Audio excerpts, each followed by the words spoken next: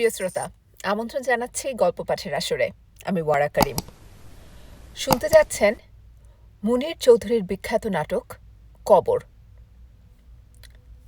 এটি নাটক, তো বুঝতেই পারছেন যে এটা অনেকটা কনভারসেশনাল আকারে হবে। এক একটা ক্যারেক্টার কথা বলবে, সবগুলো ক্যারেক্টারই আমি। কিন্তু আমার কাছে মনে হয়েছে যে এই নাটকটি আসলে এত সুন্দর। এটি একটি ওনার একটি বিখ্যাত সৃষ্টি, এটি মুনীর চৌধুরীর। আমার কাছে মনে হয়েছে যে আমি এটা করতে চাই এবং আশা করি আপনাদের শুনতেও ভালো লাগবে। অনেক ধন্যবাদ, সাথে থাকুন। দৃশ্য: গোরস্থান। সময়: শেষ রাত্রি। মঞ্চের পর্দা উঠিলে দেখা যাইবে খালি মঞ্চের ডান কোণে একটি লণ্ঠন টিম টিম করিয়া জ্বলিতেছে। সামনে একটি মোটা পোর্টফোলিও ব্যাগ, মুখ খোলা। পাশে একটি ছোট গ্লাস, খালি। একটি রুমাল মাটিতে পাতা রহিয়াছে। মনে হয় এইমাত্র তাহার উপর কেহ বসিয়াছিল।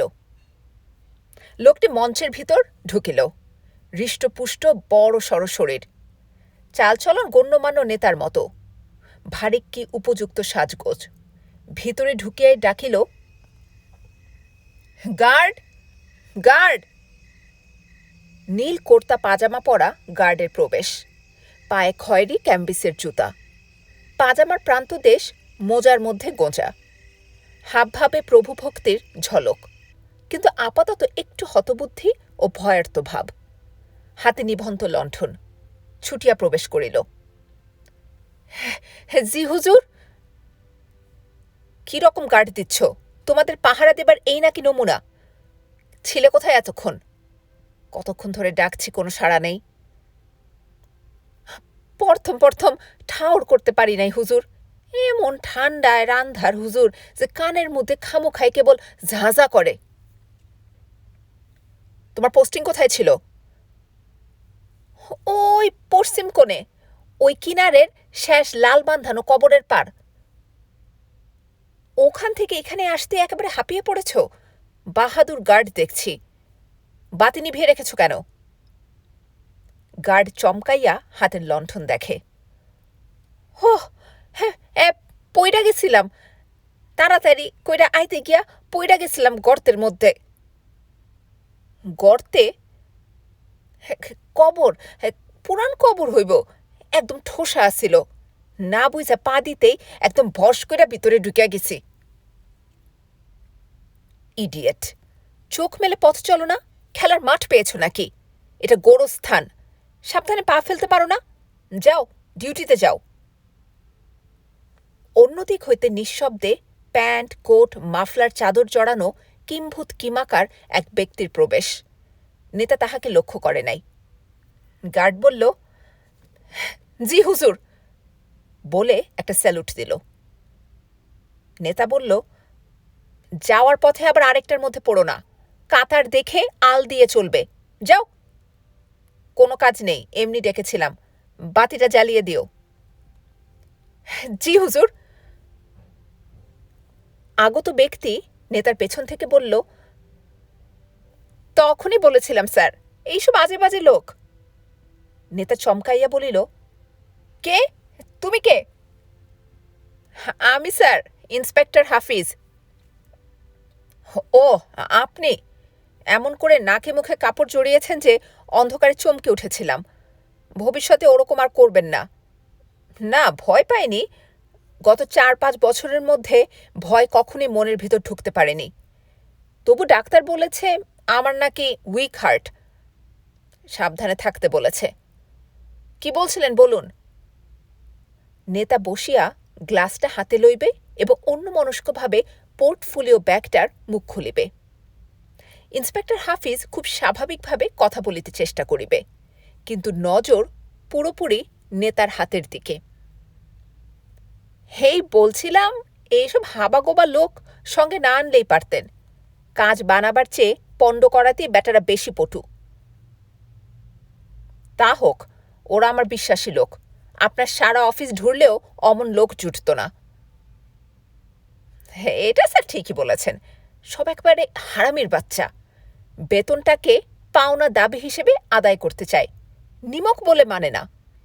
এজন্যই তো আজকাল কোনো অফিসেই ফেইথ, ডিসিপ্লিন এগুলো খুঁজে পাবেন না স্যার। বলে নেতা আবার ব্যাগটা দেখেন। চারিদিকে কি যেন খুঁজিতেছেন। তবু কিছু কাজ আছে স্যার, যা বিবির সামনেও বেপর্দা করতে নেই। তাছাড়া শহরে কারফিউ লাগানো থাকলে এখানে গার্ডের কোনো দরকার ছিল না। কটাই বা লাশ আর? গোড় খুঁড়েগুলোকে নিয়ে আমি একলাই সব সাফসুফ করে রাখতাম। তার উপর শীতের মধ্যে আপনি কষ্ট করে।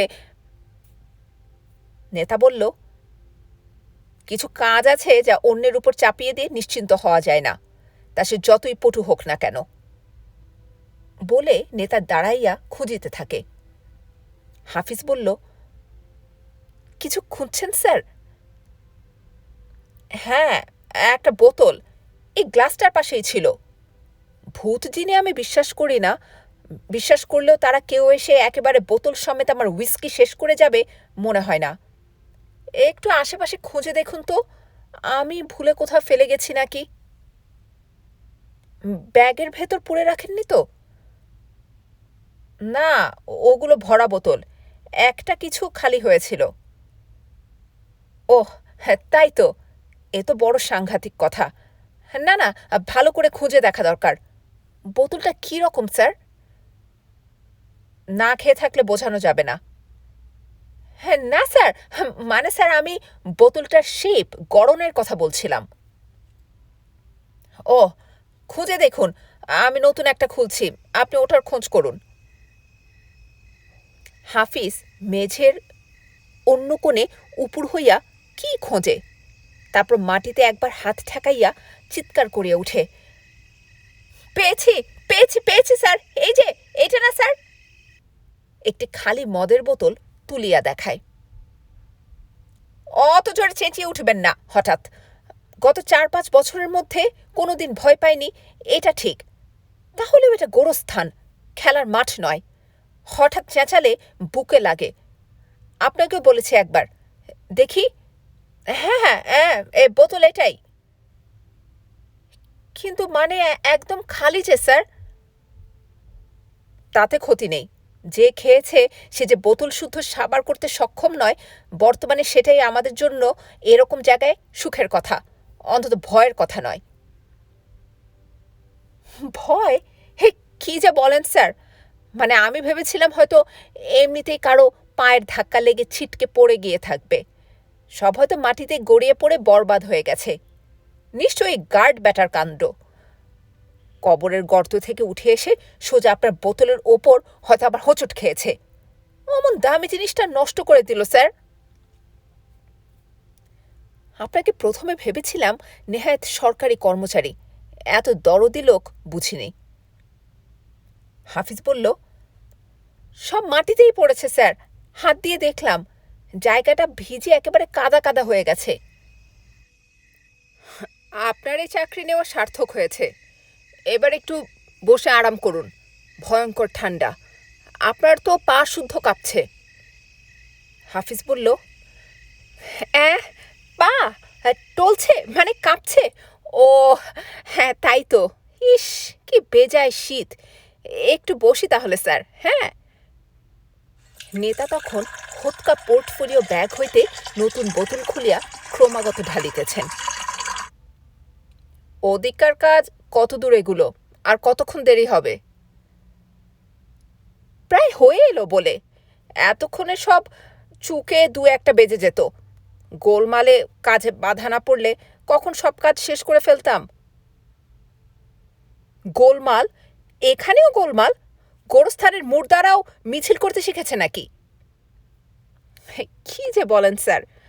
ওই গোড় খুঁড়েগুলো 2-1 আপত্তি তুলেছিল, সেটা মেটাতে একটু দেরি হয়ে গেল।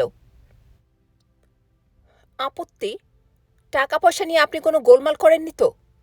আপনাকে বলেছি যে টাকার জন্য চিন্তা করবেন না, যা দরকার তার চেয়েও বেশি ছড়িয়ে যান। সরকারের অনুমোদন আমি জোগাড় করে দেব। টাকা ঢালতে আপনার কষ্ট হয় কেন? কমতি পড়লে আপনি আমার কাছ থেকে চেয়ে নিতেন। সে কি স্যার আমি বুঝিনি? সরকারের কাজে সরকারি টাকা খরচ করতে আমি পেছপা হব কেন? তবে ওই ছোট লোকগুলোর আবার অদ্ভুত সব ধর্মীয় কুসংস্কার রয়েছে কিনা তাতেই যত ফ্যাঁকড়া বাঁধে। মজুরি তো 16 আনা আদায় করবেই, তার উপর ধর্মের নামে 7 রকম ফষ্টি নষ্টি। কুসংস্কারই দেশটাকে খেলো স্যার। নেতা বলল, আমাকে বক্তৃতা শোনাবেন না, আসলে কি ঘটেছে তাই বলুন। হাফিজ বলল, হাসপাতাল থেকে লাশগুলো তাড়াহুড়ো করে টেনে হিঁচড়ে গাড়িতে তুলতে হয়েছে, তার উপর এতখানি পথ ট্রাকে আনা, ঝাঁকুনি কিছু কম খায়নি। আর ডাক্তারগুলোও যেমন পশু, মরাগুলোকে কেটে কুটে একেবারে নাশ করে রেখেছিল। নেতা বলল, এসব কাজে নার্ভাস হলে এত বড় প্রতিষ্ঠানের নেতা হতে পারতাম না। তবু আপনাকে বলেছি, আমার হার্ট একটু উইক, বেশি স্ট্রেন সহ্য হয় না। বাজে কথা না ঘেঁটে আসল কথা বলুন। যা হবার তাই হয়েছে। টানা হ্যাচড়ায় আর ট্রাকের ঝাঁকুনিতে গাড়ির মধ্যে লাশগুলো একেবারে তালগোল পাকিয়ে গিয়েছিল। কাটা টুকরোগুলো এলোমেলো হয়ে যাওয়ায় এখন আর বোঝবার উপায় নেই কোনটার সঙ্গে কোনটা যাবে। তাতে কি হয়েছে? নেতা নতুন বোতল খুলল। হাফিজ বলল, আরেকটা খাচ্ছেন স্যার? মানে তাই দেখে আমি গোড় খুঁড়েগুলোকে বললাম, আলাদা আলাদা করে অতগুলো কবর বানিয়ে কি দরকার? একটা বড় মতন গর্ত করে সবগুলো তার মধ্যে ঠেসে ঠুসে পুড়ে মাটি চাপা দিয়ে দিলেই হয়। নেতা বলল, রিসোর্সফুল অফিসার, আপনার নামটা মনে রাখতে হবে। সকালবেলাই একবার পার্টি হাউসে আসবেন, রেকমেন্ডেশন লিখে দিব।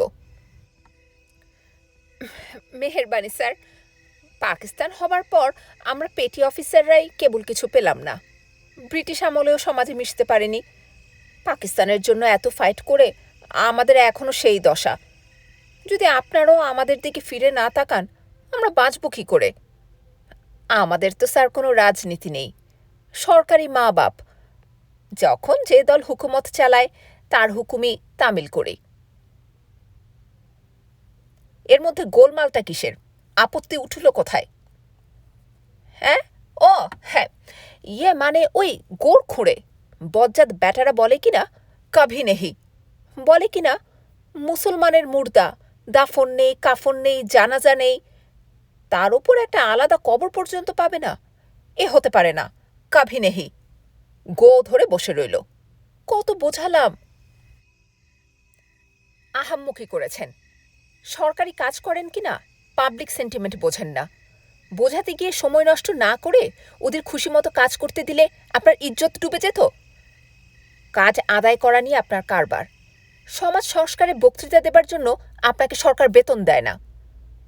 আর ঘণ্টাখানেকের মধ্যে আকাশ ফর্সা হয়ে যাবে, আজান পড়বে, কারফিউ শেষ হবে, লাশগুলো নিয়ে আপনি এখনো মিটিং করছেন। হাফিজ বলল, আমি সঙ্গে সঙ্গে ওদের কথায় রাজি হয়ে গিয়েছিলাম। তাহলে এতক্ষণ দেরি হচ্ছে কেন? ওই তখনই তো স্যার আরেকটা নতুন ফ্যাকড়া বাঁধল। কোত্থেকে ছুটে এসে ওই মুর্দা ফকির চেঁচামেচি শুরু করে দিল। কে? আপনাকে এতবার বলেছি, দমকা দমকা এক একটা উদ্ভট কথা আমাকে বলবেন না, ধড়াক করে বুকে লাগে। যা বলবার তা অত নাটক করে টিপে টিপে না বলে খোলাখুলি প্রথমে সবটা বলে ফেলতে পারেন না? এই মুর্দা ফকিরটি কে আবার? কবর ফুঁড়ে বেরিয়েছে নাকি? কারফিউর মধ্যে এখানে ঢুকলো কি করে? গার্ডগুলো কি করছিল? এখানেই থাকে স্যার, এই গোরস্থানের বাইরে কখনো যায় না বলেই তো ওই নাম। দিনরাত এখানেই পড়ে থাকে, মাঝে মাঝে কবরের সঙ্গে আলাপ করে। পাগল, বদ্ধ পাগল।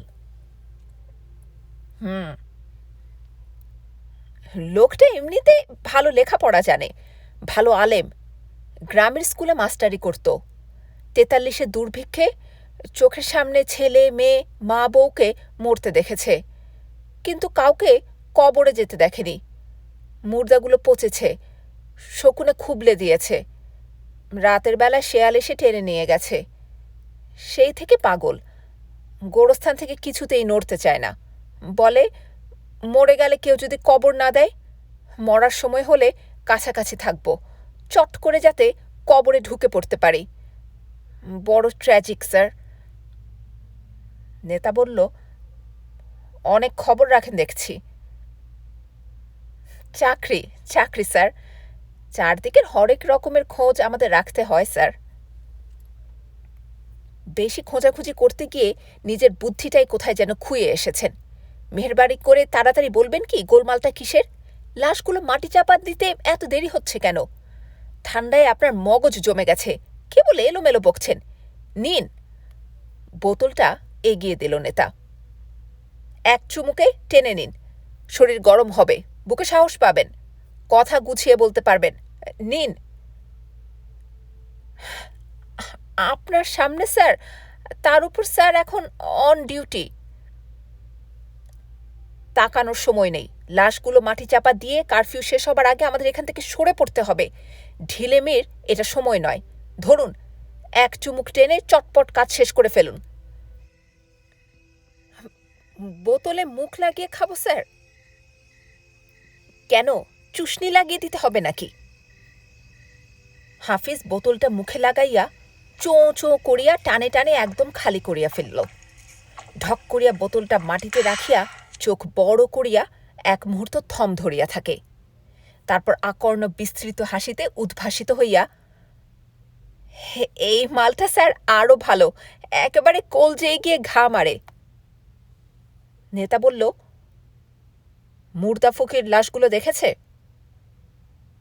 অ্যাঁ, ও হ্যাঁ, মানে না, বোধহয় দেখেনি।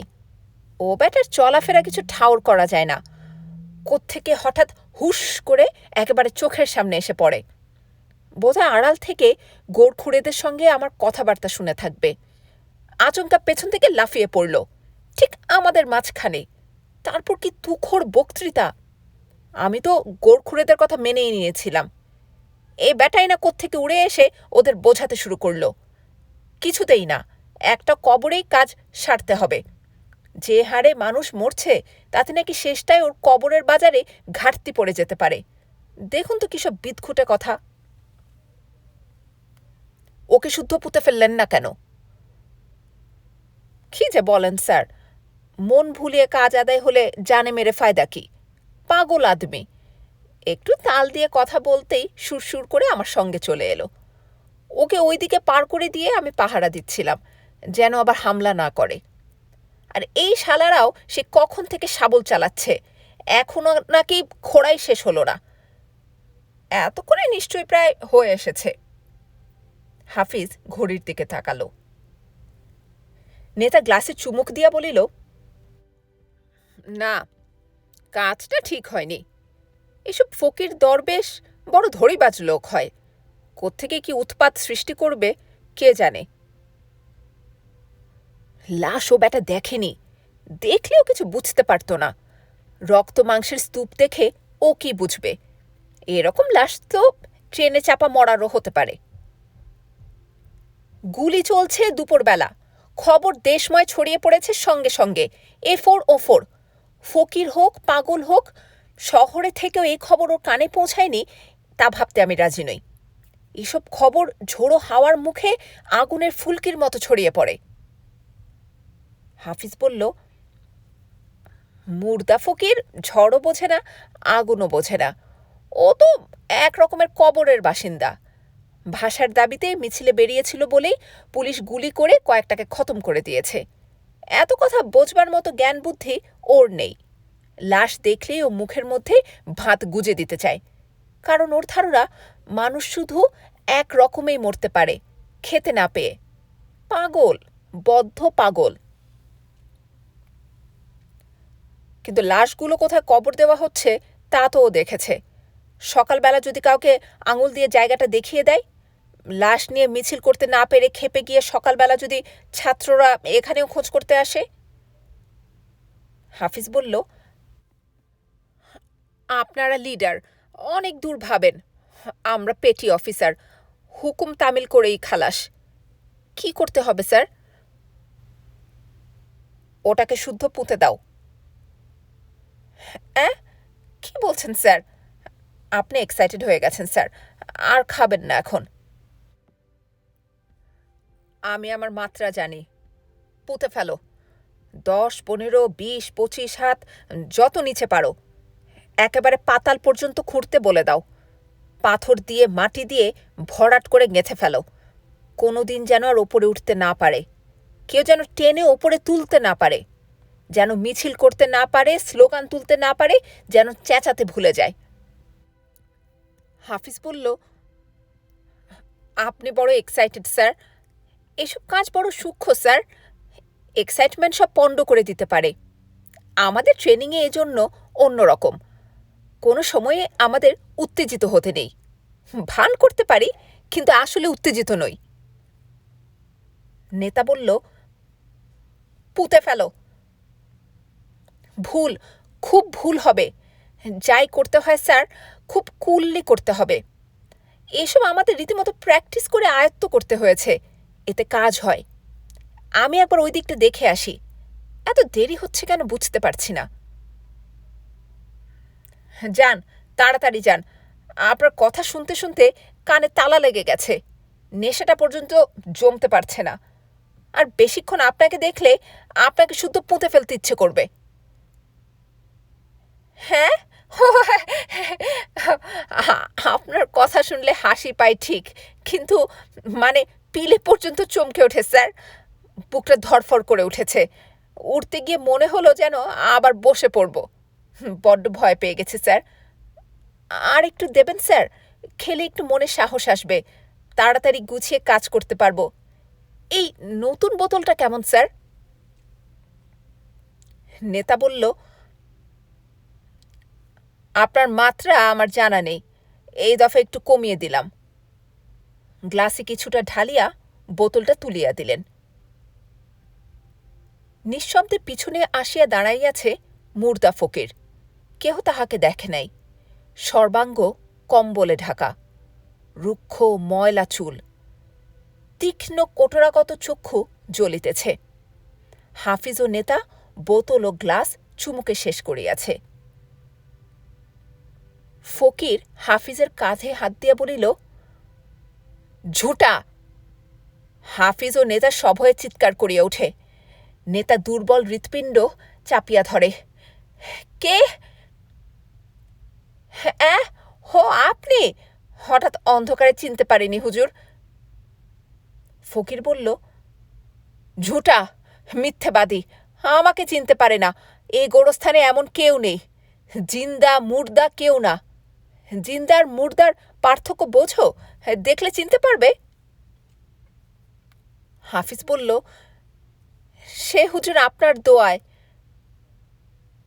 ঝুটা, তুমি কোনো পার্থক্য বোঝো না, কিচ্ছু চেনো না। তুমি বাঁচার না লায়েক। তোমার মতো জিন্দা আদমিকে কেউ দোয়া করে না, পাগলেও না। তুমি আমাকে ধোঁকা দিয়েছ। আমি ওদের ভালো করে দেখেছি। ওরা মুর্দা নয়, মরেনি, মরবে না। ওরা কখনো কবরে যাবে না। কবরের নিচে ওরা কেউ থাকবে না, উঠে চলে আসবে। হাফিজ বলল, আপনি তো এই দিকে ছিলেন, ওদিকে গেলেন কখন? ফকির বলল, বাবা, তোমরা শহরের অলিগলি যেমন চেনো, হে গোরস্থান আমার তেমনি চেনা। এখানে কবরের নিচ দিয়ে সুড়ং আছে, আমি তৈরি করেছি। নইলে তোমাদের সঙ্গে পারবো কেন? হাফিজ হাসল। আপনি বড় মজার কথা বলেছেন হুজুর। এই তো ঠিক বুঝতে পেরেছ বাবা। তুমি আমায় ফাঁকি দিতে চেয়েছিলে। ভেবেছিলে পাসপোর্ট না করিয়েই ওপারে চালান করে দেবে। পরীক্ষা না করে কি আর আমি এমনি যেতে দিই? সালাম হুজুর, আপনি বুঝি এখানকার পাসপোর্ট অফিসার? মাফ করে দিন হুজুর, এতক্ষণ চিনতে পারিনি। সাবাস বেটা, তোর নজর খুলেছে। হাফিজ বলল, তা হুজুর এখন অনুমতি দিন, ওদের পার করে দিই। ফকির বলল, না, আমি প্রথমেই সন্দেহ করেছিলাম একটা কিছু গোলমাল নিশ্চয়ই আছে, তাই না চুপি চুপি সুড়ং দিয়ে ঢুকে একেবারে তোদের ঢাকা মোটর গাড়ির ভেতরে গিয়ে উঠলাম।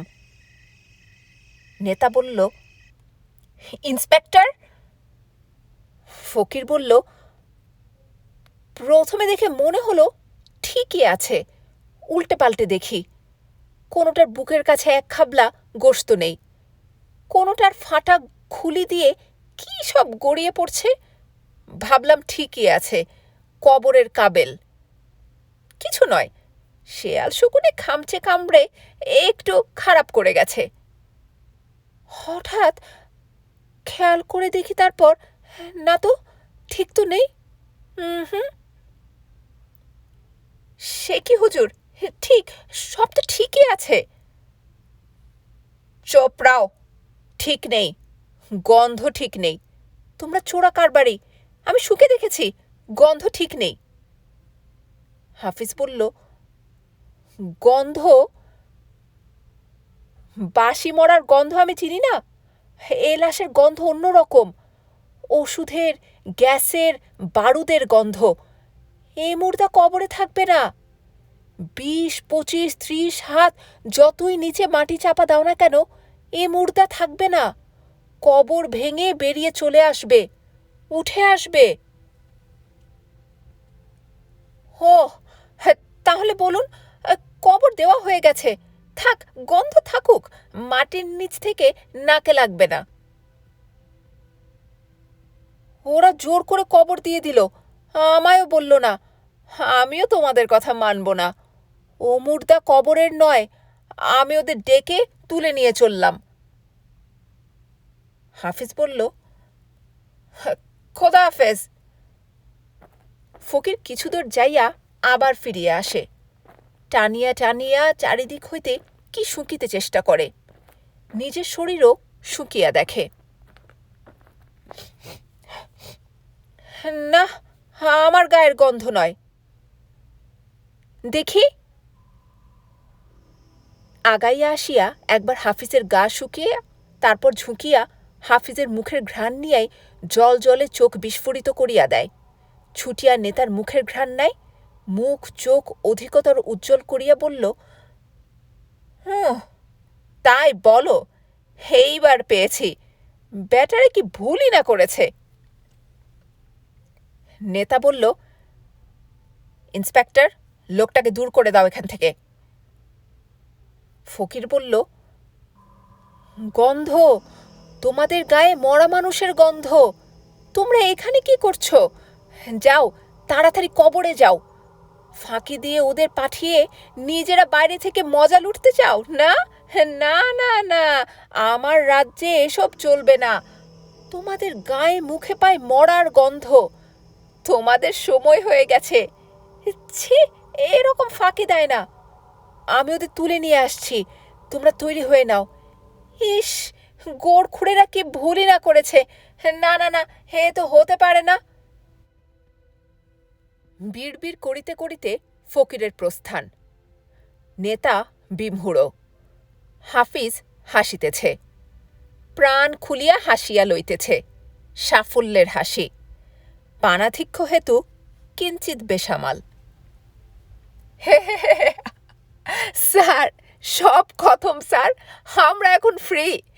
দেখলেন তো পাগলটাকে কিরকম পোষ মানালাম। পাগলটাকে অত হুজুর হুজুর না বললে হয়তো গায়ের দিকেই ছুটত। আর শরীরটা অনেকক্ষণ থেকেই এমন নড়বড়ে মনে হচ্ছে যে এর ওপর এখন কিছু এসে পড়লে পাত্তা পাওয়া যেত না। নেতা বলল, ভালো হতো, তুলে নিয়ে আপনাকে শুদ্ধ পুঁতে ফেলার ব্যবস্থা করতাম।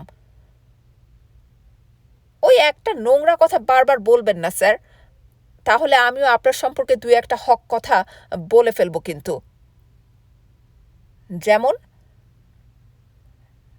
যেমন? বেশ, একটা বলছি। আমাকে তুলে নিয়ে যাবার মতো ক্ষমতা বা অবস্থা আপনার এখন নেই। আপনি এখন নিজেকে নিজে খাড়া রাখতে পারলেই প্রচুর হাততালি পাবেন, বক্তৃতা না করলেও হাততালি পাবেন। নেতা বলল, মারহাবা, সাবাস, খুব ধরেছেন। ডিপার্টমেন্টের মুখ উজ্জ্বল করবেন একদিন।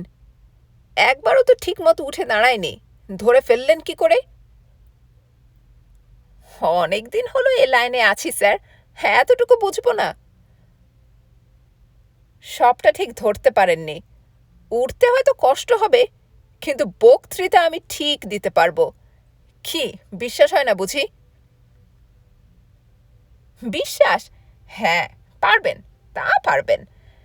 আমি আমি মানে আমার ব্রেনটাও ঠিক আছে। যে কোনো পরিস্থিতিতে এখনো আমার ডিউটি ঠিক করে যেতে পারবো। তবে তবে এই চোখ আর কান খামোখাই একটু বেশি কাজ করছে বলে ভয় হচ্ছে। ভয়? কিসের ভয়? তুমি তো মনে করেছো ওই মুর্দা ফকিরের কথায় আমি ডরাই। এখান থেকে যাওয়ার আগেই ওটাকে মুর্দা বানিয়ে যাব। কোথাকার আমার জিন্দা পীর এসেছেন, ওর কথায় গোড় থেকে লাশ উঠে আসবে। হাফিজ বলল, কিছু মনে করবেন না স্যার, একটা সওয়াল পুছ করছি আপনাকে। মনে করেন সত্যি যদি ওই মুর্দা ফকির লাশগুলোর একটা মিছিল নিয়ে এসে দাঁড়ায়, কি করবেন তখন আপনি? সব্বাইকে, আপনাকে শুদ্ধ একসঙ্গে পুঁতে ফেলতাম। আমি কিন্তু আপনার সঙ্গে রসিকতা করিনি স্যার। ওই মুর্দা ফকির শুনেছি অনেক কিছু জানে, কিন্তু যদি আসেও আমি ভয় পাই না, একটুও না। প্রথমে হাসবো, দেখব, এগিয়ে যাব, হাত মেলাবো, ভয় কিছুতেই পাবো না। গলা টিপে ধরে রাখবো, যাতে বুকের মধ্যে ভয় কিছুতেই ঢুকতে না পারে। আর একটু দেবেন স্যার, বুকে সাহস আসবে, কেমন জানি করছে। ততক্ষণে মঞ্চের পার্টিশনের ওই পাশ হইতে সকলের অলক্ষ্যে ক্রমোজ্জ্বলিত আলোকশিখার কম্পিত গোলকের মধ্যে একটি ভয়াবহ মুখ ভাসিয়া উঠিয়াছে। সমস্ত বদন মণ্ডল পরিবেষ্টিত করিয়া রক্তাক্ত ব্যান্ডেজ, মূর্তি নিশ্চল। নেতা যখন শেষবারের মতো ইন্সপেক্টরকে পানীয় দিবার জন্য গ্লাসে বোতল উপুর করিয়া ধরিয়াছেন, তখন ওই স্তব্ধ মূর্তির একটি প্রায় অদৃশ্য হাত অন্ধকার হইতে কি যেন ছুঁড়িয়া মারিল। কাচের গ্লাসের ঝনঝন শব্দ, নেতা ও হাফিজের ভয়ার্ত অস্ফুট চিৎকার।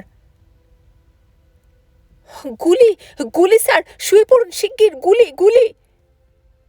দুইজনে উপর হইয়া শুইয়া পড়ে, পশ্চাতে কম্পিত শিখায় নিস্পন্দ মুখ, কয়েক মুহূর্তের সুতীব্র স্তব্ধতা।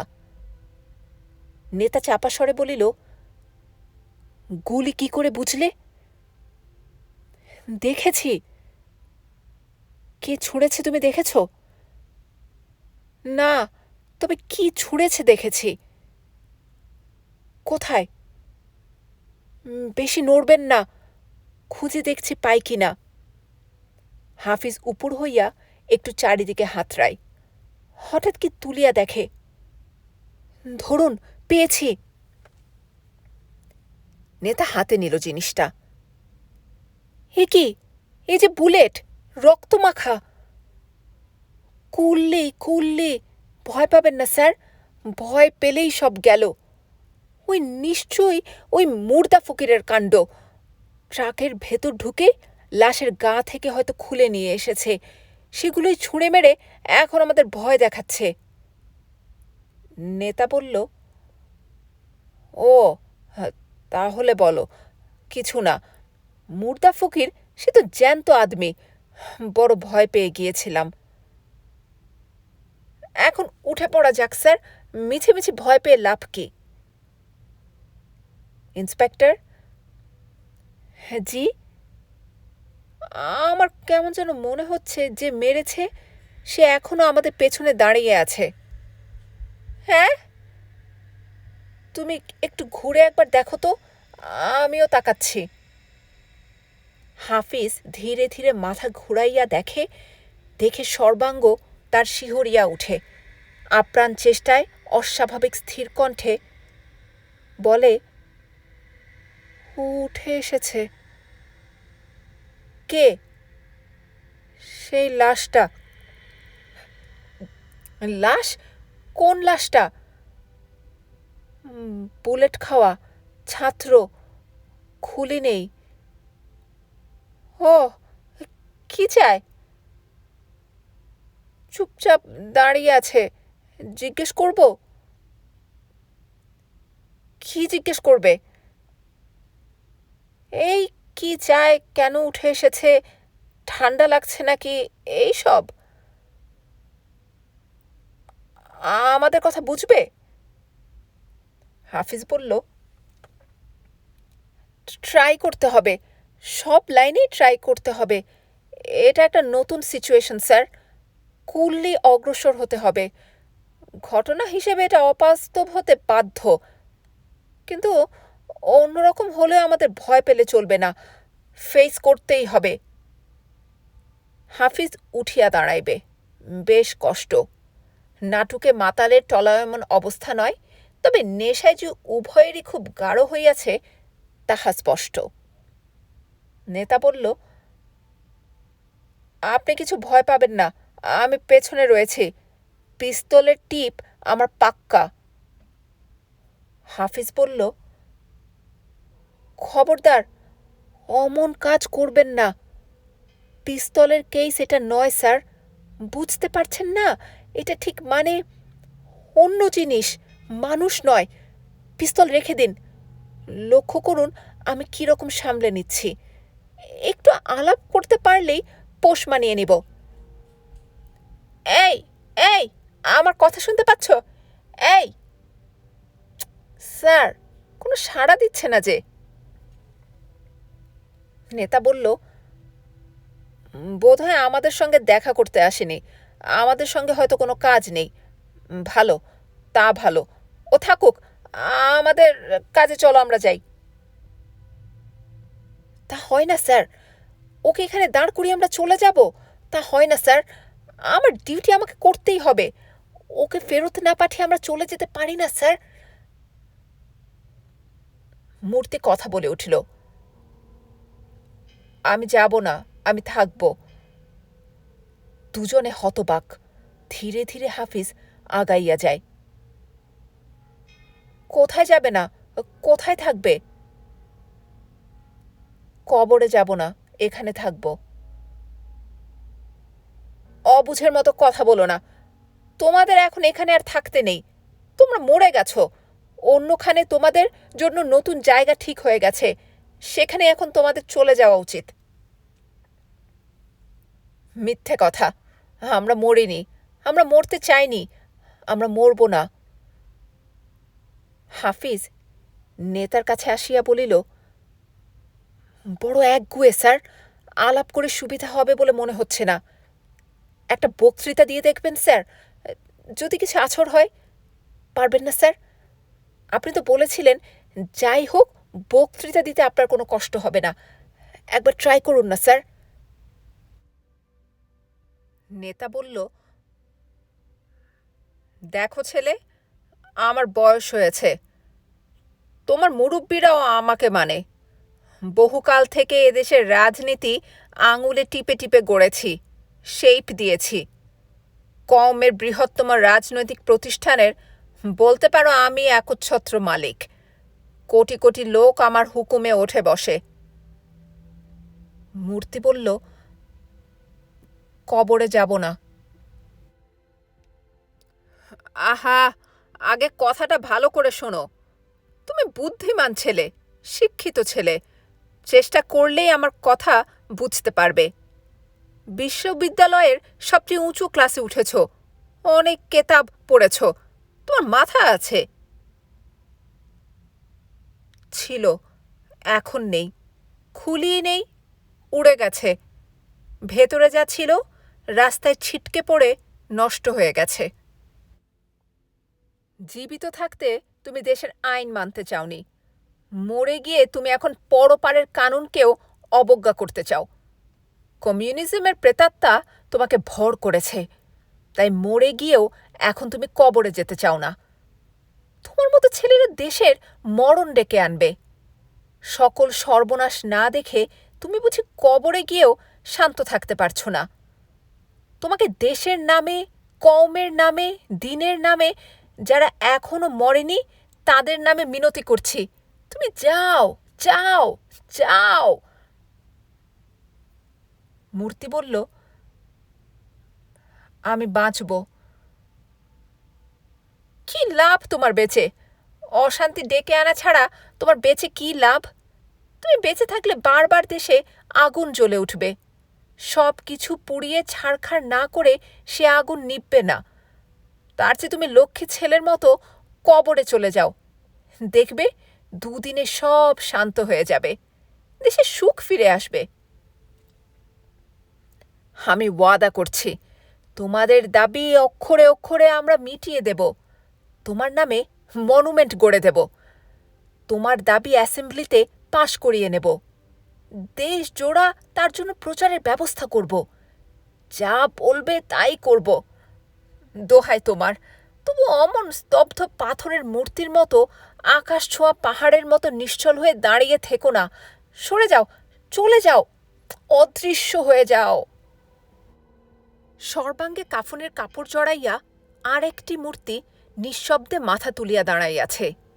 চুলে রক্ত মাখা, মুখে আঘাতের চিহ্ন, ঠোঁটের দুই পাশে বিশুষ্ক রক্তরেখা। কে? তুমি কে? দ্বিতীয় মূর্তি বলল, নাম বললে চিনতে পারবেন না। হাইকোর্টের কেরানি ছিলাম, তখন টের পাইনি। ফুসফুসের ভেতর দিয়ে চলে গিয়েছিল, এপিঠ ওপিঠ। বোকা ডাক্তার খামোকা কেটে কুটে গুলিটা খুঁজে খুঁজে হয়রান হয়েছে। জমাট রক্তের মধ্যে ফুটো নজরেই পড়েনি প্রথমে। তুমিও এই দলে এসে জুটেছ নাকি?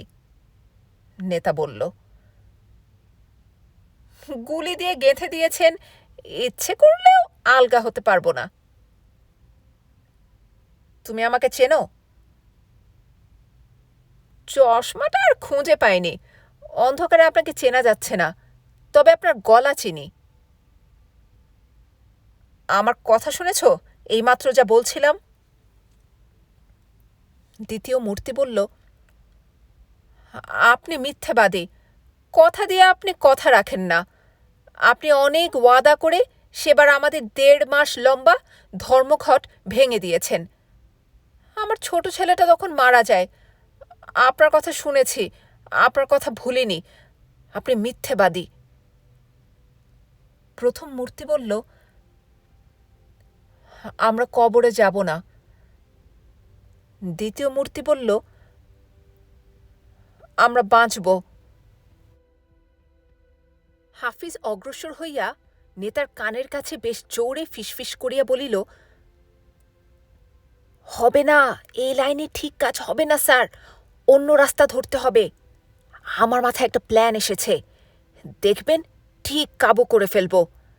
একটু ভোল বদলাতে হবে। সবই আমাদের করতে হয় স্যার, আপনি চুপ করে বসে থাকুন। হাফিজ চাদরটা খুলিয়া এক প্যাচ গায়ের উপর জড়াইয়া বাকি অংশ ঘোমটার মতো মাথার উপর তুলিয়া দিল। নেতা বলল, ঢং ছাড়ো, মেয়ে লোকের মতো ঘোমটা দিয়েছ কেন? হাফিজ ফিসফিস করিয়া বলিল, চুপ, আমি এখন স্ত্রী লোক, ওই ছোকরার মা। কথা বলবেন না, দেখে যান। বুঝতে পারছেন না, সবাই একটু ঘোরের মধ্যে আছে, কিছু ধরতে পারবে না। হাফিজ আঁচল টানিয়া ঘোমটা উঠাইয়া সামনে আসিয়া দাঁড়ায়। কণ্ঠস্বরকে অনাবশ্যকভাবে স্ত্রীলোকের মতো করিয়া তুলিবার চেষ্টা নাই, তবে যথোপযুক্ত আবেগে ভরপুর। খোকা, খোকা। প্রথম মূর্তি চঞ্চল এবং বেদনাহত হইয়া বলে, কে? কে ডাকে? খোকা, কোথায় গেলি তুই? খোকা। কে? মা, মা, তুমি কোথায় মা? এই যে জাদু, আমি এইখানে। তুমি আমার উপর খুব রাগ করেছ না মা? তুমি বারণ করলে, তবু আমি শুনলাম না। রাস্তা থেকে ওরা ডাকলো, আমি ছুটে বেরিয়ে গেলাম। তোমার কাছে বলতে গেলে পাছে তুমি বাধা দাও, সেই জন্য তোমাকে কিছু না বলেই চুপে চুপে চলে গেছি। আজ যে ওরকম গোলমাল হবে তুমি আগে থেকে কি করে জানলে মা? মা হলে সব জানতে হয়। মা হলে জানতি মার কষ্ট কি, মার বুক খালি হলে মার কেমন লাগে। তুই দস্যু ছেলে, বুঝবি না। তোমার সব কষ্ট বুঝি মা। নাক মুখ বেয়ে আমার কেবল রক্ত গড়িয়ে পড়ছিল। সমস্ত দুনিয়াটা ঝাপসা হয়ে গেল। আমার তখন খালি কি মনে হচ্ছিল মা জানো? মনে হচ্ছিল তুমি বুঝি আমাকে জড়িয়ে ধরে কাঁদছ। সেই সেবার টাইফয়েড জ্বরের ঘোরে যখন খালি প্রলাপ বকতাম, তখন যেমন আমায় জড়িয়ে ধরে কাঁদতে, ঠিক তেমনি। আর আমার নাক মুখ গড়িয়ে তোমার চোখের গরম নোনা পানি কেবল ঝরছে আর ঝরছে। তবু তো কোনো কথা শুনিস না। তোরা কেবল মার দুঃখ বাড়াতেই জন্মেছিস। এ তোদের কি নতুন নেশা? এত মরণ পাগল কেন তোরা? মিছে কথা মা, আমরা কেউ মরতে চাইনি।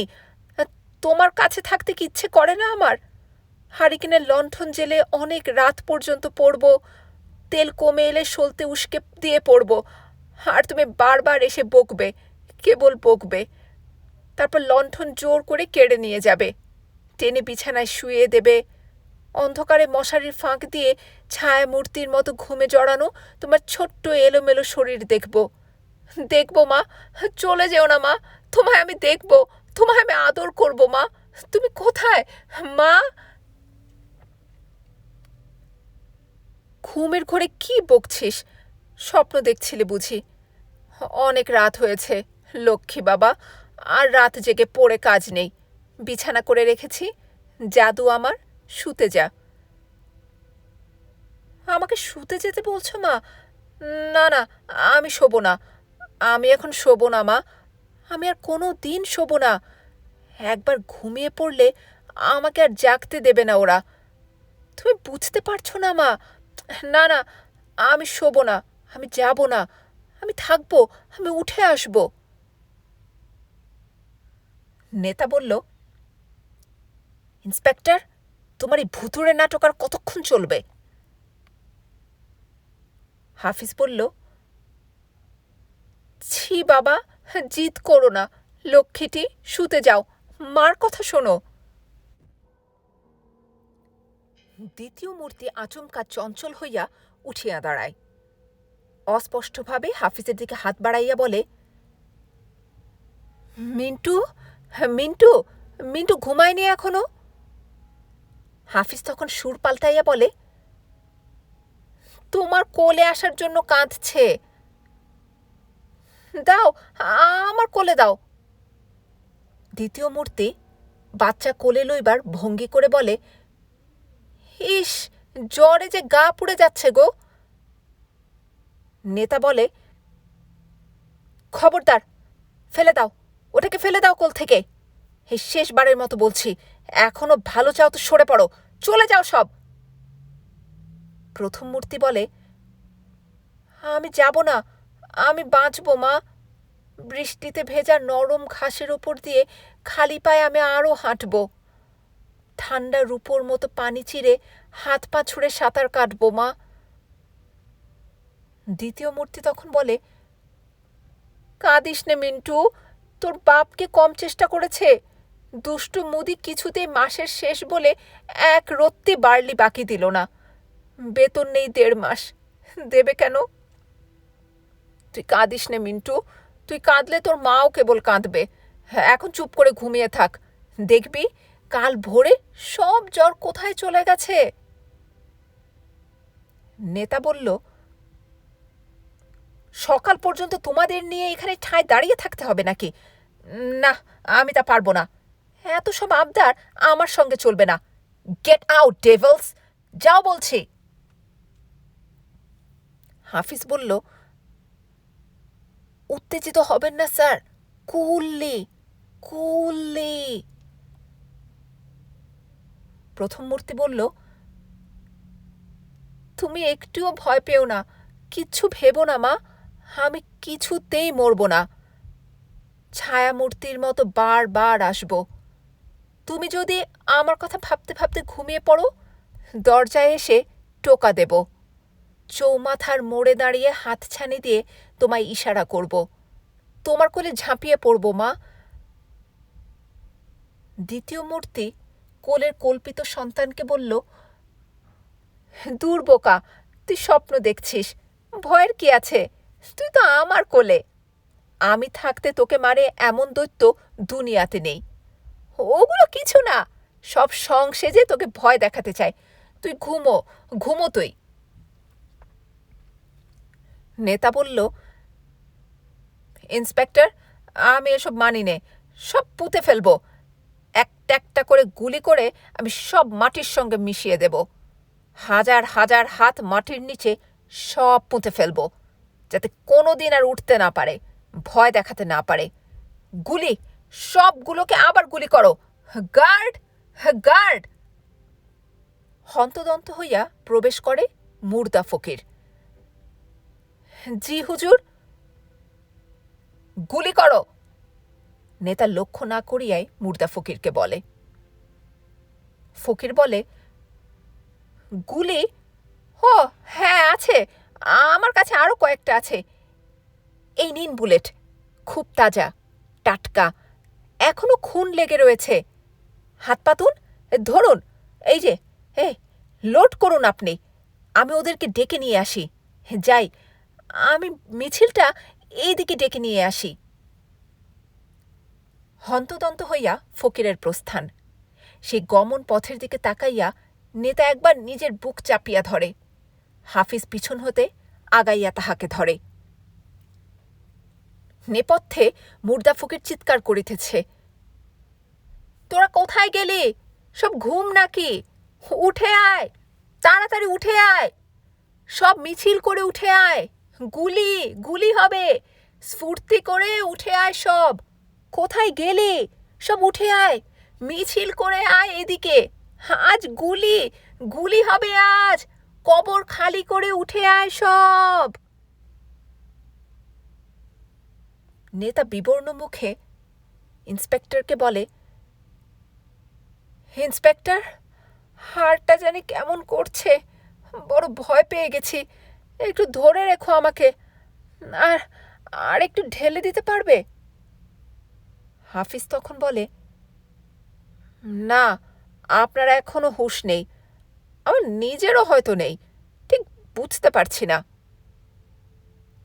পিছন হইতে গার্ড হঠাৎ লণ্ঠন হাতে ঢুকিয়া প্রচণ্ড শব্দে বুট ঠুকিয়া স্যালুট করে। নেতা বলে, কে? ওটা কি আবার?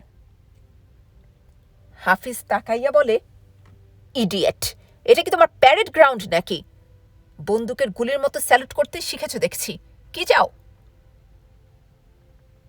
গাড়িতে উঠা হগলে আপনাগুলাগে ইন্তজার করতেছে, সব কাম খতম, কারফিউ শেষ হইতেও আর দেরি নাই। হাফিজ প্রথম লক্ষ্য করিল যে চারিদিক খালি, ভালো করে কয়েকবার চোখ কচলায়। গুড, সব কাজ খতম তো? গুড, সব কাজ খতম স্যার, নিট জব। বিশ্বাস হচ্ছে না বুঝি স্যার? ভালো করে তাকিয়ে দেখুন না নিজেই। নেতা ধীরে ধীরে চোখ ঘুরাইয়া দেখে, তারপর সামনের দিকে অর্থহীন বিষণ্ণ দৃষ্টি মেলিয়া চুপ করিয়া থাকে। গার্ড বলে, কিছু তালাশ করতেছেন হুজুর? খুঁজা দেহুম? না, চলো। হাফিজ বলে, কিছু না স্যার, এসব কিছু না, গোরস্থানে এরকম কত কিছু হয়, তার উপর আবার স্যার, মানে। নেতা বলে, হ্যাঁ, চলো, আর দেখো, মুর্দা ফকিরটাকে সঙ্গে নিতে হবে, কিছুদিন থাকুক। হ্যাঁ, মুর্দা ফকির? ও হ্যাঁ, নিশ্চয় নিশ্চয়, হ্যাঁ, ইয়েস স্যার। সকলে ধীরে ধীরে চলিয়া যাইবে, গার্ড গ্লাস বোতল ইত্যাদি গুছাইয়া লইবে।